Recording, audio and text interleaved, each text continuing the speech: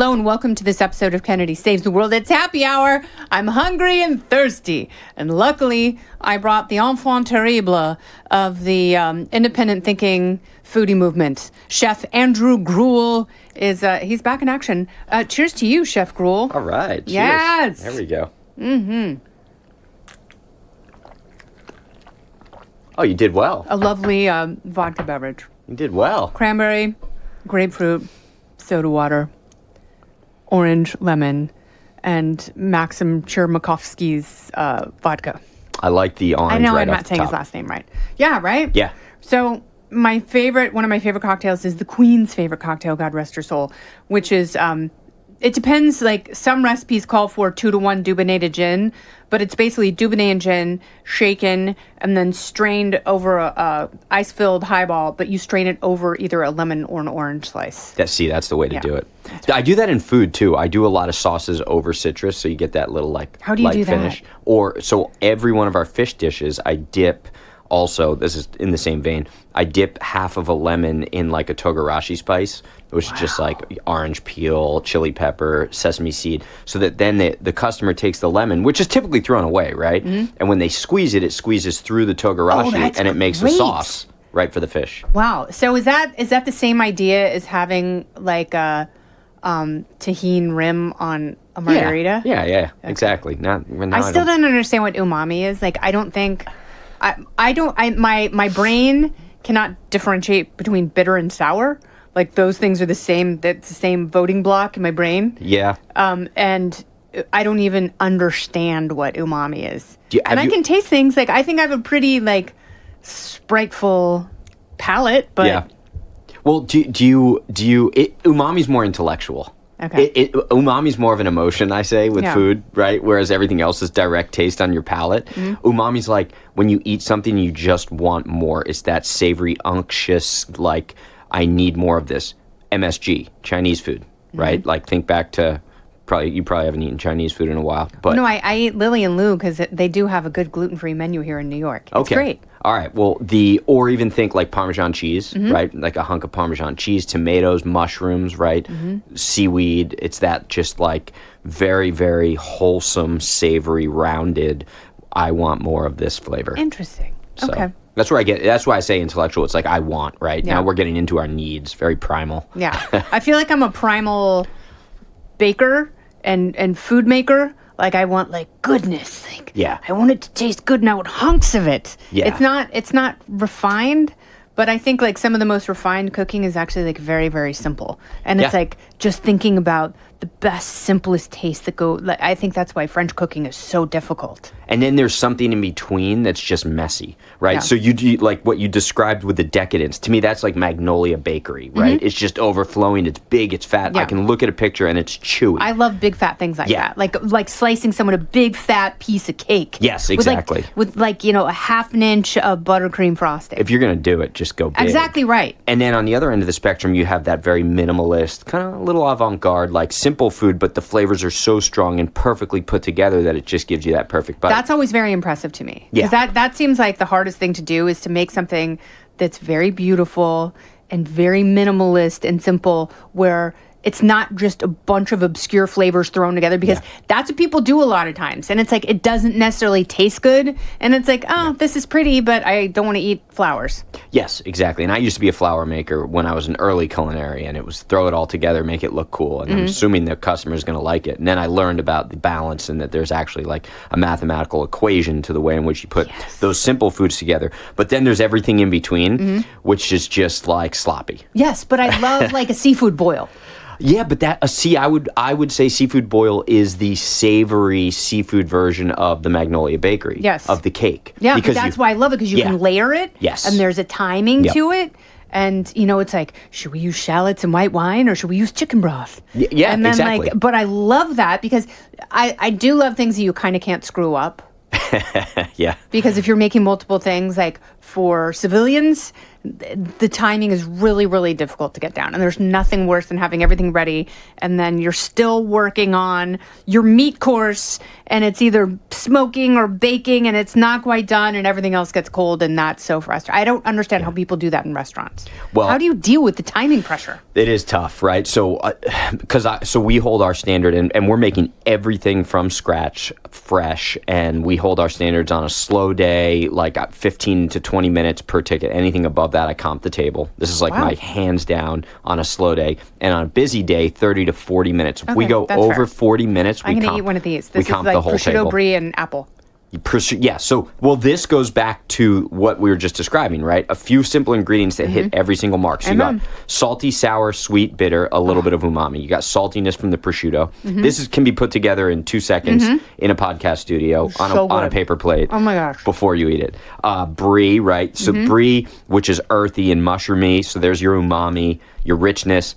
People think green apple's sweet, but it's tart. That's why it's so great. It's like a flavorful cucumber slice. Yeah, that is great. Gosh, I think we need to do our food book together. That cuts through the richness of the brie, right? Oh, and the thing I didn't put on there, which I don't think we need, is if you want to add that extra level of sweetness, you do a little honey over the top. Oh, that's nice. Little honey, yeah. Yeah. So when I'm building any dish, I'm using that 4-part formula or 5. Salty, sour, sweet, bitter. Okay. So always ask yourself in every single dish, every dressing, every plate you make, what's fulfilling that part of the palate? And then you can get into the visceral umami. Yeah. I like that. So like when I put dinner together, it's even more simple than that. It's like protein, starch, veggie. And that's how all of my meals go.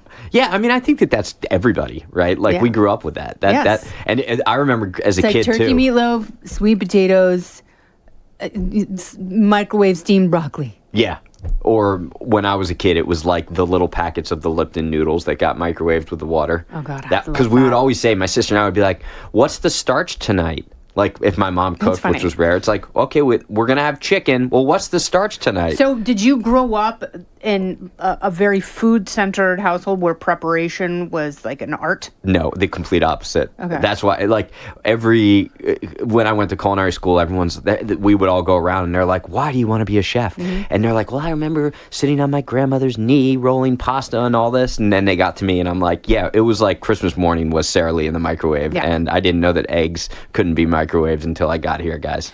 Like, working parents. I'll never forget when I realized you could microwave an egg. I had eggs like every day for 2 months, and then I was like, it's kind of gross now. We ate eggs like in a microwave my whole upbringing. Yeah. There was never a frying pan. Easiest way to do it. There was never a pan. My mom would take the Tupperware, she would mix it and put it in a microwave. Yep. And I remember my sister got to college and she called me. She's 2 years older than me. We were really close, and she said, "Do you know that you can cook eggs in a pan?"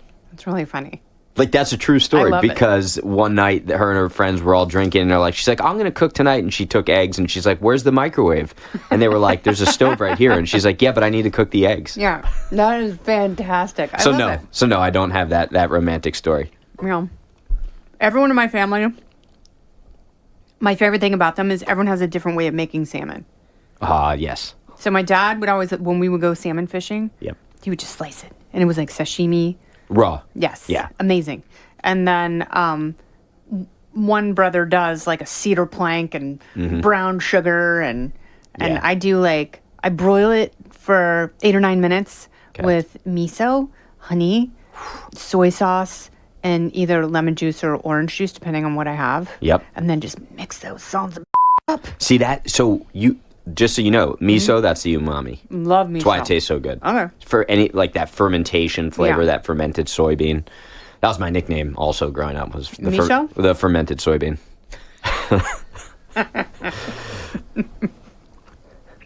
I don't believe you. That I'm jealous of your salmon history. We talked about this on when you were covering it for Will Kane about the salmon, and it's like, because I did my apprenticeship up in Oregon by the river there.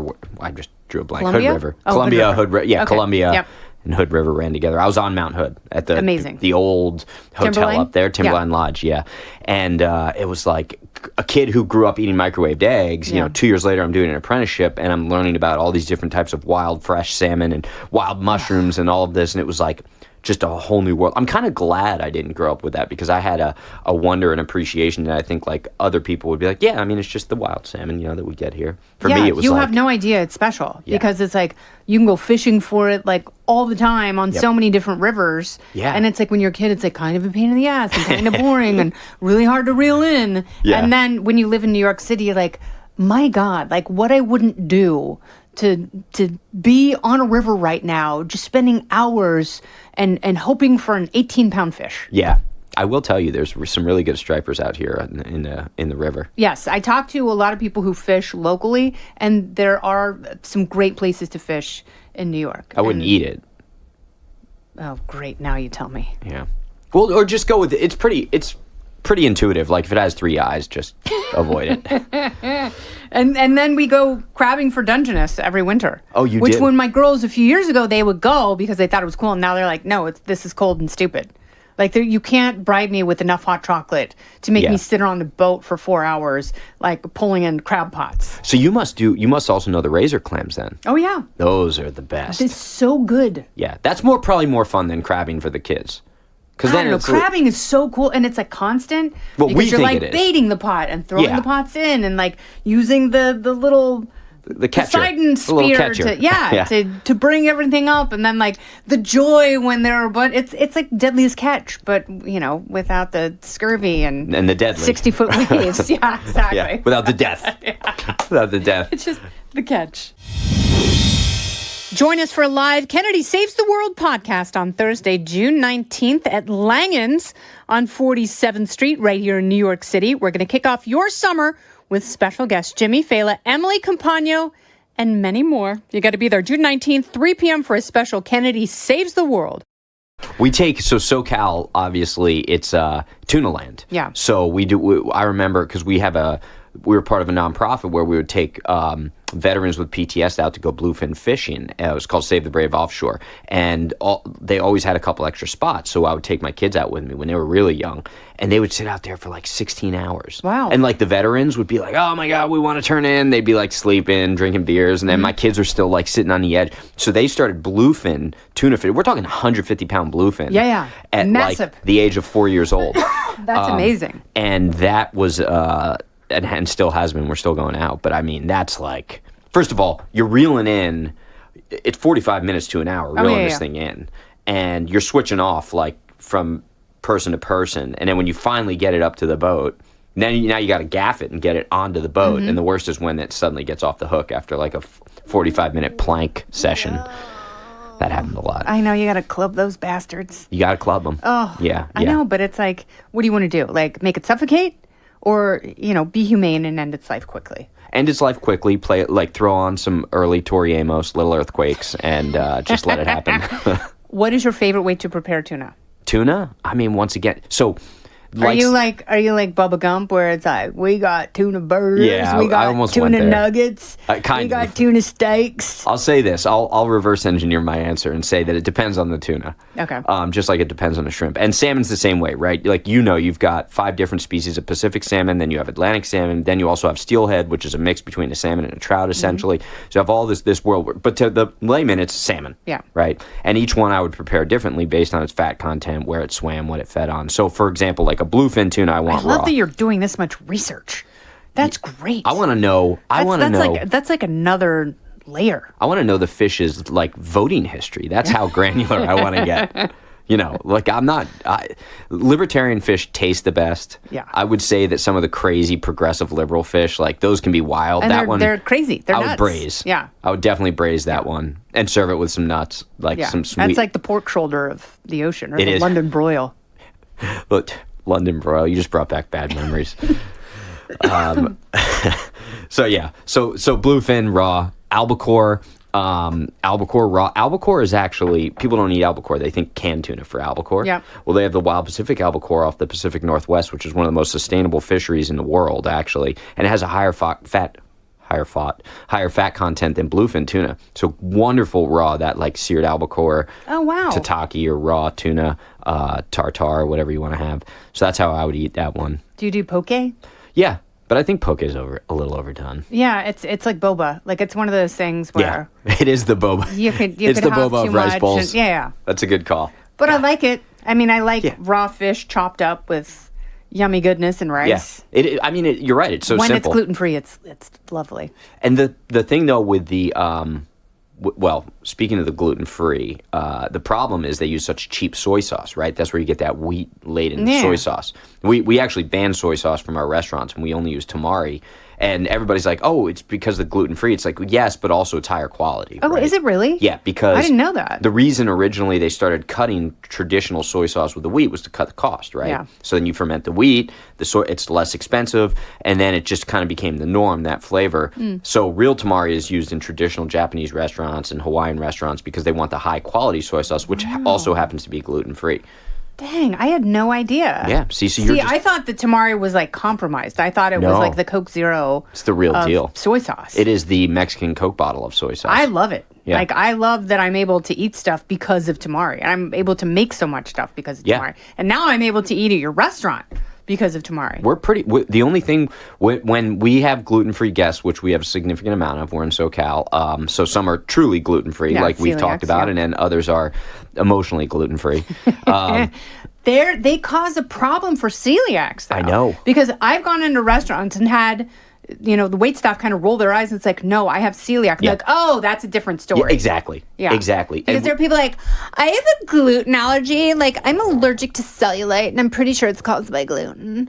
Yeah. And people are like, ugh, God. And, it's like they don't want to have to, like, take their gloves off and use different pans for someone who's just being annoying. Different pans, different pot for frying because we don't. And then we did have a nice rice flour fish batter that we were using, but then it just became too much. So we can do like 90% of our menu gluten free, and my whole staff knows the drill. But we always ask when they come back, I'll say, are they gluten free or personality free?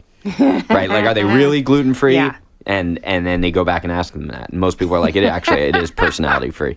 So like, yeah, it's just a preference. Yeah. All right. So if I'm going to make something easy and delicious for dinner tonight, what can I make? So I always say just use your oven.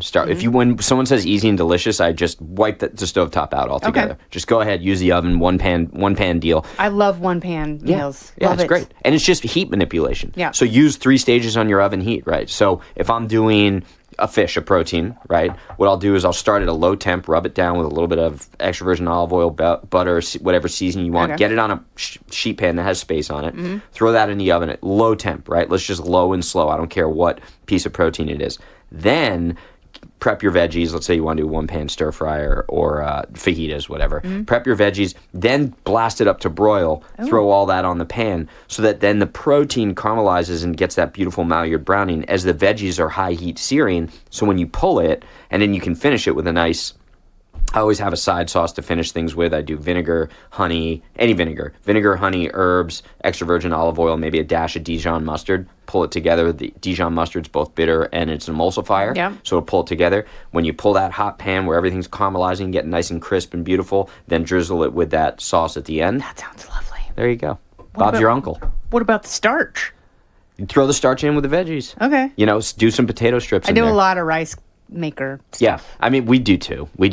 Although my wife, she makes like the best Mexican rice you'll ever have in your entire life. In a rice maker? She does it this one in a cast iron pot, but it's become our rice maker. She's our rice maker. Okay. I mean, is that offensive? No. And so like every night it's like, oh, mom's gonna make the Mexican rice. And when she does, everybody gets so excited. Oh, good. And we fight over it. Yeah. And I'm convinced she purposefully makes a small amount just so that everybody fights over it. And then she's like, you guys love my rice. We do this every night. We're like, Mom, we love your... Yeah. I call her Mom. It's weird. Mom, we know you love... We love your rice. So start making more of it. Yeah. It's really funny, and I always lose track of what my girls... Like, some things, like, for the longest time, my oldest, like, please stop making white people chicken. And I'm like, I don't know what you're saying. Like, I don't know what that is or what you're saying. But, okay. Then I'll add, like, I'll do chicken with flavor. Ranch? And no, I mean, it's like she wants any kind of spice on it, but I would make like boiled chicken and then shred it. Okay. But yeah, so now that's a no-go. I think every family has this. So growing up, my mother every Sunday, even though I said she didn't cook, we still had the process of like Sunday nights we're going to sit down as a family, we're going to eat. And then she would test her skill. Mm-hmm. And every Sunday it was like some chicken dish, and ultimately we came to call that barf chicken. right? And so what's hilarious about it is like my sister's friends would come over and they'd be like, oh my gosh, is Susan going to make the barf chicken? And like it became a dish in and of itself. So when you say like white people chicken, I'm like, does every family have this horrible chicken dish that actually isn't that bad? I think it's wonderful because it's like boiled chicken thighs with like garlic cloves and cayenne pepper and salt and paprika and blah, blah, blah. And then you shred it and then I add like Frank's and vegan butter and it makes like buffalo chicken, which everyone loves buffalo chicken. That you're right. And the fact that you use the thighs, like you nailed it right there. No, it needs to be like flavorful. It's the helmet of cooking, right? So like you're never going to fall, you're never going to hit your head, you're never going to get hurt as long as you're using chicken thighs. Yeah. I love chicken thighs. Yeah. But I like fried chicken thighs too. Oh yeah. They're so good. We had a fried chicken joint called Two Birds, and we would fry the dark meat and we'd grill the breast meat, right? Because it's like if you're getting fried, you don't care about what, right? Yeah. So just go double down. Exactly. And because that's going to be the most flavorful anyway. Exactly. So just amplify it. Most people do the fried with the breast, and I still never understand that because it's like it's boring meat to begin with, and when you fry. Well, first off, when you soak that leg meat in like a nice pickle brine and then you double fry it, man, the fried thigh is... Bring back the Two Birds. Do a pop-up Two Birds in New York. I should. Yeah. I should, but then they'll arrest me. Good. I'll bail you out. All right. I like it. It's worth it. You'll be a folk hero. It's worth it for the You chicken. already are in California. You'll be coast to coast Mr. Worldwide. Chef Andrew Gruel. I need some jail time. I feel like I need that on my resume. You will be the Martha Stewart of Huntington Beach, California. There you go. That'll be a big damn deal. Yeah. All right. Good. Well, thank you for the appetizers. Thank you for the cocktails. And always thank you for the company. Thanks for having me. It's so much fun talking about food and politics and everything with you. Love it. Thank you. That's Chef Andrew Gruel. This has been Kennedy Saves the World Happy Hour. I'm Kennedy. Listen ad-free with a Fox News Podcast Plus subscription on Apple Podcasts, and Amazon Prime members can listen to this show ad-free on the Amazon Music app. Oh, go ahead and leave me a review while you're there. I'd love to hear what you have to say. You've been listening to Kennedy Saves the World on the Fox News Podcast Network.